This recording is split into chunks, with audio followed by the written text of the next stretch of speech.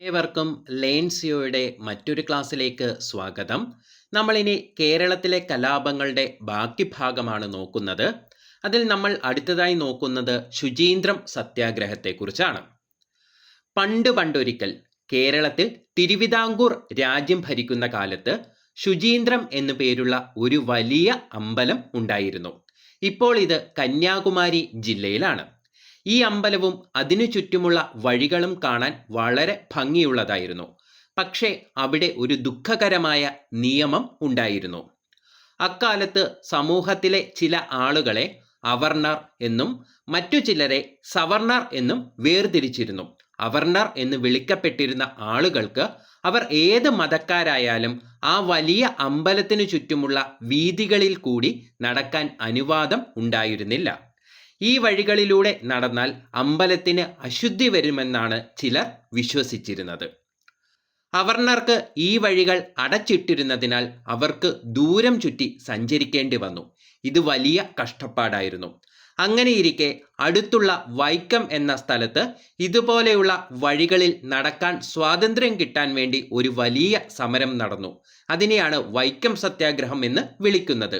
ഈ സമരത്തിന്റെ വിജയം കണ്ടപ്പോൾ ശുചീന്ദ്രത്തെ ആളുകൾക്കും ആവേശം വന്നു. നമുക്കും സ്വാതന്ത്ര്യം വേണം, നമ്മുടെ നാട്ടിലെ വഴികളിൽ കൂടി നടക്കാൻ നമുക്കും അവകാശമുണ്ട്, അവർ തീരുമാനിച്ചു. അങ്ങനെ 1926 ഡോക്ടർ എം.ഇ. നായിഡു എന്ന നല്ലൊരു ഗാന്ധിയൻ നേതാവിൻ്റെ നേതൃത്വത്തിൽ ശുചീന്ദ്രം സത്യാഗ്രഹം തുടങ്ങി.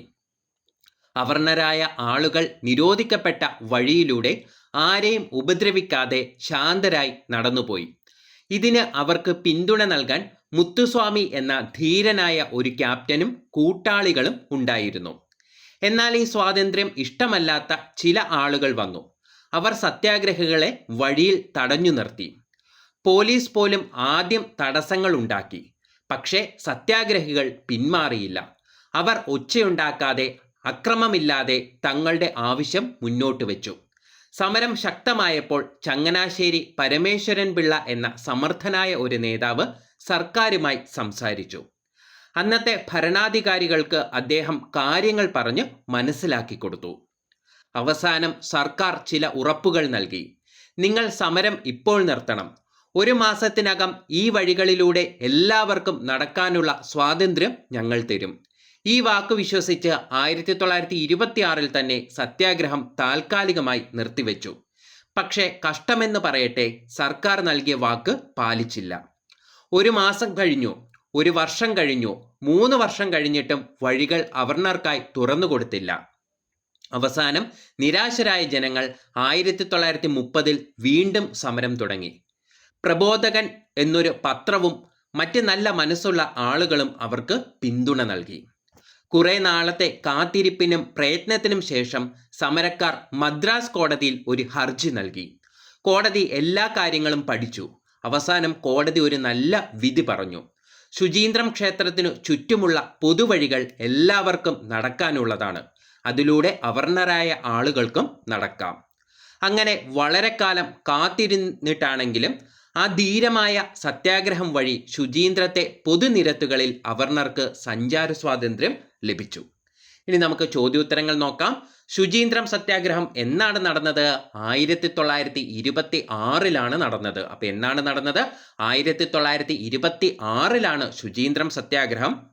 വൈക്കം സത്യാഗ്രഹത്തിനു ശേഷം ദക്ഷിണ തിരുവിതാംകൂറിൽ സഞ്ചാര സ്വാതന്ത്ര്യത്തിനായി നടന്ന സത്യാഗ്രഹമാണിത്, ശുചീന്ദ്രം സത്യാഗ്രഹം. ഏത് വർഷമാണ്? 1926 വൈക്കം സത്യാഗ്രഹത്തിന് ശേഷം ദക്ഷിണ തിരുവിതാംകൂറിൽ സഞ്ചാര സ്വാതന്ത്ര്യത്തിനായി നടന്ന സത്യാഗ്രഹം ചോദിച്ചാൽ അതേതാണ്? ശുചീന്ദ്രം സത്യാഗ്രഹമാണ്. ശുചീന്ദ്രം ശിവക്ഷേത്രത്തിനു ചുറ്റുമുള്ള വഴികളിൽ സഞ്ചാര സ്വാതന്ത്ര്യത്തിനായി നടന്ന സത്യാഗ്രഹമാണേത്? ശുചീന്ദ്രം സത്യാഗ്രഹം. ശുചീന്ദ്രം സത്യാഗ്രഹം ആരംഭിച്ചതെന്നായിരുന്നു? 1926 ശുചീന്ദ്രം സത്യാഗ്രഹത്തിന്റെ പ്രധാന നേതാവ് ചോദിച്ചാൽ ഡോക്ടർ എം.ഇ. നായിഡു ആണ്. ആരാണ്? എം.ഇ. നായിഡു ആണ്. അപ്പൊ ശുചീന്ദ്രം സത്യാഗ്രഹം ഏത് വർഷമാണ്? 1926 വൈക്കം സത്യാഗ്രഹത്തിന് ശേഷം ദക്ഷിണ തിരുവിതാംകൂറിൽ സഞ്ചാര സ്വാതന്ത്ര്യത്തിനായി നടന്ന സത്യാഗ്രഹം ചോദിച്ചാൽ അതേതാണ്? ശുചീന്ദ്രം സത്യാഗ്രഹമാണ്. ശുചീന്ദ്രം ശിവക്ഷേത്രത്തിന് ചുറ്റുമുള്ള വഴികളിൽ സഞ്ചാര സ്വാതന്ത്ര്യത്തിനായി നടന്ന സമരമാണേത്? ശുചീന്ദ്രം സത്യാഗ്രഹം. ശുചീന്ദ്രം സത്യാഗ്രഹം ആരംഭിച്ചത് 1926 ശുചീന്ദ്രം സത്യാഗ്രഹത്തിന്റെ പ്രധാന നേതാവാരാണ്? ഡോക്ടർ എം.ഇ. നായിഡു ആണ്. ശുചീന്ദ്രം സത്യാഗ്രഹത്തിന് നേതൃത്വം നൽകിയ മറ്റു നേതാക്കളാണ് എച്ച് പെരുമാൾ പണിക്കർ. ആരാണ്? പെരുമാൾ പണിക്കരുണ്ട്. അതുപോലെ തന്നെ PC താണു മലയ പെരുമാൾ. അപ്പൊ പെരുമാൾ പണിക്കരുമുണ്ട്, താണു മലയ പെരുമാളുമുണ്ട്, അതുപോലെ തന്നെ ഗാന്ധിദാസുമുണ്ട്. അപ്പൊ ശുചീന്ദ്രം സത്യാഗ്രഹത്തിന് നേതൃത്വം നൽകിയ മറ്റു നേതാക്കൾ ആരൊക്കെയാണ്? എച്ച് പെരുമാൾ പണിക്കർ. ആരാണ്? എച്ച് പെരുമാൾ പണിക്കർ. PC താണു മലയ പെരുമാൾ. ആരാണ്? PC താണു മലയ പെരുമാൾ. അതുപോലെ തന്നെ ഗാന്ധിദാസ്. അപ്പൊ ആരൊക്കെ ഉണ്ടായിരുന്നു? എച്ച് പെരുമാൾ പണിക്കരുണ്ടായിരുന്നു, PC താണു മലയ പെരുമാളുണ്ട്, അതുപോലെ തന്നെ ഗാന്ധിദാസ് ഉണ്ട്. ശുചീന്ദ്രം സത്യാഗ്രഹം അടിച്ചമർത്തിയത് സവർണ ജാതിക്കാരാണ്.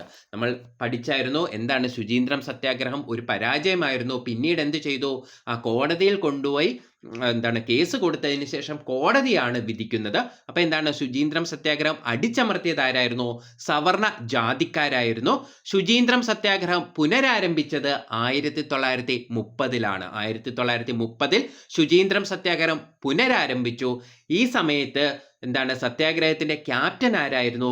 ഗാന്ധി രാമൻ പിള്ളയായിരുന്നു.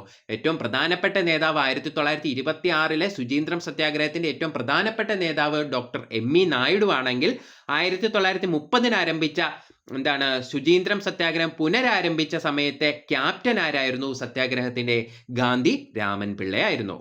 എം.ഇ. നായിഡുവിന്റെ വസതിയിൽ ചേർന്ന യോഗത്തിൽ ശുചീന്ദ്ര സത്യാഗ്രഹ കമ്മിറ്റിയുടെ പ്രസിഡന്റായി തെരഞ്ഞെടുത്തത് എം സുബ്രഹ്മണ്യ പിള്ളയാണ്. അപ്പൊ ഇതൊക്കെ ഒന്ന് ഓർത്ത് വെക്കുക, വേണമെങ്കിൽ ചേരുംപടിയായിട്ടൊക്കെ ചോദിക്കാം. അപ്പൊ എം.ഇ.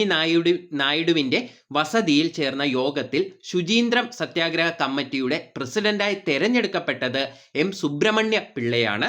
സെക്രട്ടറി ആരായിരുന്നു? എം.ഇ. നായിഡുവാണ്. അപ്പം പ്രസിഡന്റായിട്ട് സുബ്രഹ്മണ്യ പിള്ളയും സെക്രട്ടറി ആരായിരുന്നു? എം.ഇ. നായിഡുവായിരുന്നു. ട്രഷറർ ചോദിച്ചാൽ എച്ച് പെരുമാൾ പണിക്കരായിരുന്നു. ആരാണ്? എച്ച് പെരുമാൾ പണിക്കരായിരുന്നു. Publicity officer PC Thanu Malaya Perumal. Publicity officer ആരായിരുന്നു? PC താണു മലയ പെരുമാൾ ആയിരുന്നു. വോളണ്ടിയർ ക്യാപ്റ്റൻ ആയിരുന്നു സി മുത്തുസ്വാമി. അപ്പൊ ഗാന്ധിദാസ് എന്നറിയപ്പെട്ടിരുന്നത് ആരെയാണ്? സി മുത്തുസ്വാമി ആയിരുന്നു. മുത്തുസ്വാമി ആരായിരുന്നു?